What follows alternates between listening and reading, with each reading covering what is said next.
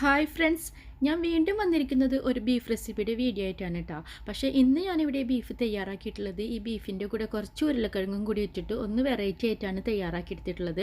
അപ്പോൾ നമുക്കിത് എങ്ങനെയാണ് ഉണ്ടാക്കുന്നതെന്ന് നോക്കാം. ഞാനിവിടെ 1 കിലോ ബീഫാണ് എടുത്തിട്ടുള്ളത്. ഈ ബീഫ് ഞാനിപ്പോൾ ഇവിടെ നല്ലപോലെ കഴുകി വൃത്തിയാക്കി വെച്ചിട്ടുണ്ട് കേട്ടോ. ഇത് അത്യാവശ്യം കുറച്ച് വലിപ്പത്തിൽ മുറിച്ചിട്ടുള്ള ബീഫാണ്. നിങ്ങൾക്ക് വേണമെങ്കിൽ ഇത് ഒന്നും കൂടി ചെറിയ പീസാക്കിയിട്ട് മുറിച്ച് തയ്യാറാക്കിയെടുക്കാം. ഇനി നമുക്കിതിലേക്ക് ആവശ്യത്തിന് ഉപ്പും അതേപോലെ തന്നെ മുളക് പൊടി ഞാനിവിടെ ഒരു 2 ടീസ്പൂൺ മുളക് പൊടി ചേർത്ത് കൊടുക്കുന്നുണ്ട്. ഇനി നമുക്ക് വേണ്ടത് മല്ലിപ്പൊടിയാണ്. അപ്പോൾ മുളക് പൊടി ഞാനിവിടെ 2 ടീസ്പൂണല്ല എടുത്തിട്ടുള്ളത്. അപ്പോൾ അതിൻ്റെ ഇരട്ടിയായിട്ട് മല്ലിപ്പൊടി എടുക്കാനായിട്ട് ശ്രദ്ധിക്കുക. അത് ഏത് നോൺ വെജ് ഉണ്ടാക്കുകയാണെങ്കിലും എടുക്കുന്ന മുളക് പൊടിയുടെ ഇരട്ടിയായിട്ട് മല്ലിപ്പൊടി എടുത്തു കഴിഞ്ഞാൽ നമുക്ക് ടേസ്റ്റിലൊന്നും യാതൊരു വ്യത്യാസവും വരില്ല. നല്ല ടേസ്റ്റി ആയിട്ട് നമുക്ക് കിട്ടും. അപ്പോൾ ഇവിടെ മല്ലിപ്പൊടി ഒരു 4 ടീസ്പൂൺ ചേർത്ത് കൊടുത്തിട്ടുണ്ട്. ഇനി നമുക്ക് ആവശ്യം മീറ്റ് മസാല പൗഡറാണ്. അപ്പോൾ മീറ്റ് മസാല പൗഡർ 1 ടീസ്പൂൺ അളവിൽ ഞാനിവിടെ ചേർത്ത് കൊടുക്കുന്നുണ്ട് കേട്ടോ. അപ്പം അത് ഹോം മെയ്ഡ് വേണമെങ്കിൽ എടുക്കാം, അല്ലെങ്കിൽ നിങ്ങൾക്ക് വീട്ടിൽ പൊടിച്ചതില്ലെങ്കിൽ നമുക്ക് പാക്കറ്റിൽ വാങ്ങുന്ന മീറ്റ് മസാല പൗഡർ എടുക്കാം. ഇനി നമുക്ക് ആവശ്യം മഞ്ഞൾപ്പൊടിയാണ്. മഞ്ഞൾപ്പൊടി ഒരു 1/4 ടീസ്പൂൺ അളവിൽ മാത്രമേ ഞാനിവിടെ ചേർത്ത് കൊടുക്കുന്നുള്ളൂ. അപ്പോൾ 1/4 ടീസ്പൂൺ മുതൽ ഒരു 1/2 ടീസ്പൂൺ അളവിൽ വരെ ചേർത്ത് കൊടുക്കാം, പ്രശ്നമില്ല. ഇനി നമുക്ക് ഇതിലേക്ക് ആവശ്യം ഇഞ്ചി വെളുത്തുള്ളി പേസ്റ്റാണ്. ഇഞ്ചി വെളുത്തുള്ളി പേസ്റ്റ് 1 ടേബിൾ സ്പൂൺ അളവിലാണ് ഞാനിവിടെ എടുത്തിട്ടുള്ളത്. ഇനി നമുക്ക് കുറച്ച് തൈരും കൂടി ആവശ്യമുണ്ട്. തൈര് ചേർത്തിട്ട് നമ്മൾ മിക്സാക്കി വെച്ച് കഴിഞ്ഞാൽ മീറ്റ് നല്ല സോഫ്റ്റായിട്ട് കിട്ടും. അതുകൊണ്ടാണ് തൈര് ചേർക്കുന്നത് കേട്ടോ. അപ്പോൾ തൈര് നല്ല കട്ടിയുള്ള തൈരാണ്. അപ്പോൾ ഒരു 3 ടേബിൾ സ്പൂൺ അളവിൽ തൈര് ഞാനിവിടെ എടുത്തിട്ടുണ്ട്. അപ്പോൾ 3-4 ടേബിൾ സ്പൂൺ അളവിൽ നമുക്ക് തൈര് എടുക്കാം, അല്ലെങ്കിൽ ഒരു 1/4 കപ്പ് അളവിൽ തൈര് നമുക്കിവിടെ ചേർത്ത് കൊടുക്കാം. അപ്പോൾ കട്ടില്ലാത്ത തൈരാണെങ്കിൽ നമ്മളിപ്പോൾ മോര് പോലത്തെ ചേർത്ത് കൊടുക്കുകയാണെങ്കിൽ നമ്മൾ വേവിക്കുമ്പോൾ എടുക്കുന്ന വെള്ളം എടുക്കാഞ്ഞാൽ മതി.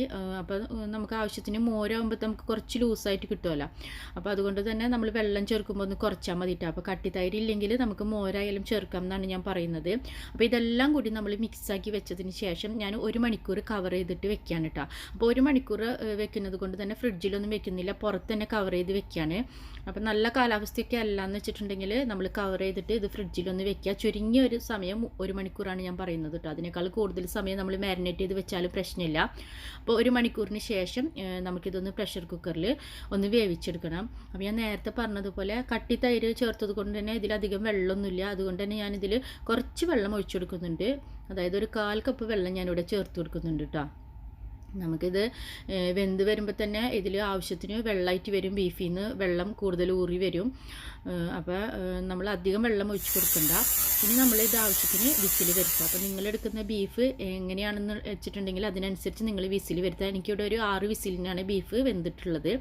അപ്പോൾ ബീഫ് ഇവിടെ വെന്തതിന് ശേഷം നമ്മൾ പ്രഷറൊക്കെ ഫുള്ള് റിലീസായതിന് ശേഷം നമ്മൾ ഒന്ന് നോക്കുക, ബീഫ് വെന്തുണ്ടോ എന്ന് നോക്കുക. ബീഫ് ഓൾമോസ്റ്റ് കുക്കായതിന് ശേഷമാണ് നമ്മൾ ഇനി അടുത്ത ഇൻഗ്രീഡിയൻ്റായ ഉരുളക്കിഴങ്ങ് ചേർത്ത് കൊടുക്കുന്നത് കേട്ടോ.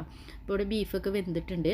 ഇനി നമുക്കിതിലേക്ക് ഉരുളക്കിഴങ്ങ് അതേപോലെ തന്നെ കുറച്ച് കറിവേപ്പിലും 4-5 പച്ചമുളക് നെടുകെ കീറിയതും കൂടി ചേർത്ത് കൊടുക്കുകയാണ്. അപ്പോൾ ഞാനിവിടെ ഒരു 1/2 കിലോ ഉരുളക്കിഴങ്ങ് എടുത്തിട്ടുണ്ട് കേട്ടോ. 1/2 കിലോ ഉരുളക്കിഴങ്ങ് അത്യാവശ്യം വലിയ പീസാക്കിയിട്ട് തന്നെയാണ് മുറിച്ചിട്ടുള്ളത്, വല്ലാണ്ട് ചെറിയ പീസാക്കി മുറിക്കണ്ട. ഇനി ഇത് നമുക്ക് നല്ലപോലെ ഒന്ന് വേവിച്ചെടുക്കണം. 1-2 വിസിൽ വേണമെങ്കിൽ വരുത്താം. നമുക്ക് ഞാനിവിടെ 1 വിസിൽ വരുത്തുന്നുള്ളൂ. അപ്പോൾ നമ്മൾ ഉരുളക്കിഴങ്ങൊക്കെ ഒന്ന് വെന്ത് കിട്ടുന്ന സമയം കൊണ്ട് നമുക്ക് അടുത്ത ഇൻഗ്രീഡിയൻസ് നമുക്ക് തയ്യാറാക്കിയെടുക്കാം. അപ്പോൾ നമ്മൾ മറ്റൊരു പാന് സ്റ്റൗവിൽ വെച്ചിട്ട് അതിലേക്ക് വെളിച്ചെണ്ണയാണ് ഞാനിവിടെ ഒഴിച്ചു കൊടുക്കുന്നത് കേട്ടോ.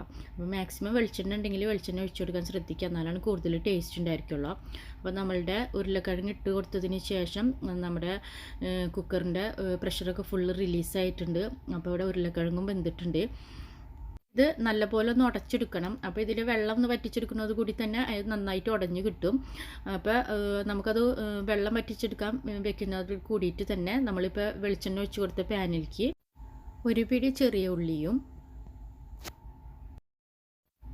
പെരിഞ്ചീരകം 1/2 ടീസ്പൂണും കറിവേപ്പില ആവശ്യത്തിനും, അതേപോലെ തന്നെ ഉണക്കമുളക് നമുക്ക് പാക്കറ്റിൽ വാങ്ങാൻ കിട്ടുന്ന ചില്ലി ഫ്ലേക്സ് ഇല്ലേ, അതായത് ഉണക്കമുളക് പൊടിച്ചത്, അതും 1 ടേബിൾ സ്പൂൺ അളവിൽ ഞാനിവിടെ ചേർത്ത് കൊടുത്തിട്ടുണ്ട്. ഇനി ഇതെല്ലാം കൂടിയിട്ട് ഒന്ന് മൂപ്പിച്ചെടുക്കുകയാണ്.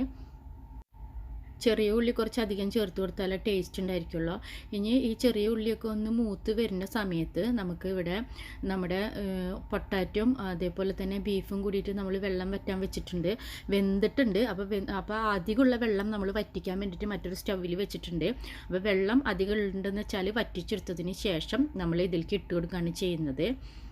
അപ്പോൾ നമ്മളുടെ വെള്ളം വറ്റുന്നതോട് കൂടി തന്നെ നമ്മുടെ ഉരുളക്കിഴങ്ങും കൂടി നല്ല പോലെ മിക്സായിട്ട് കിട്ടും. അതുകൊണ്ടാണ് നമ്മൾ ഒറ്റൊരു വിസിലിന് നമ്മൾ ഉരുളക്കിഴങ്ങ് വേവിച്ചെടുക്കുന്നത്. അപ്പോൾ നമ്മളുടെ വെള്ളമൊക്കെ വറ്റി അതോടുകൂടി തന്നെ നമ്മളുടെ ഉരുളക്കിഴങ്ങും നല്ല പോലെ ഇതിൽ മിക്സായി കിട്ടിയിട്ടുണ്ട്. അപ്പോൾ ഉരുളക്കിഴങ്ങ് ഇതുപോലെ നമുക്ക് നല്ല പോലെ ഉടച്ചെടുത്തിട്ട് വേണം ഇതിലേക്ക് ചേർത്ത് കൊടുക്കാനായിട്ട്. അതുകൊണ്ടാണ് ഞാനിപ്പോൾ ഇവിടെ 1-2 വിസിൽ വരുത്തിയാൽ മതി എന്ന് പറഞ്ഞത്. ഉരുളക്കിഴങ്ങ് ചേർത്തതിന് ശേഷം നമ്മൾ ഇതേപോലെ ഒന്ന് വെള്ളം വറ്റിച്ചെടുക്കുന്നതോട് കൂടിയിട്ട് തന്നെ ഉരുളക്കിഴങ്ങ് നല്ല പോലെ ഇതിൽ യോജിച്ച് വെന്ത് ഉടഞ്ഞ് കിട്ടും.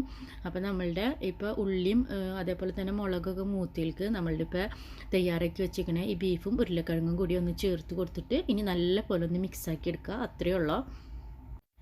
ഇതിലേക്ക് നമ്മൾ 1 ടീസ്പൂൺ അളവിൽ കുരുമുളക് പൊടിയും കൂടി ചേർത്ത് കൊടുക്കാം കേട്ടോ.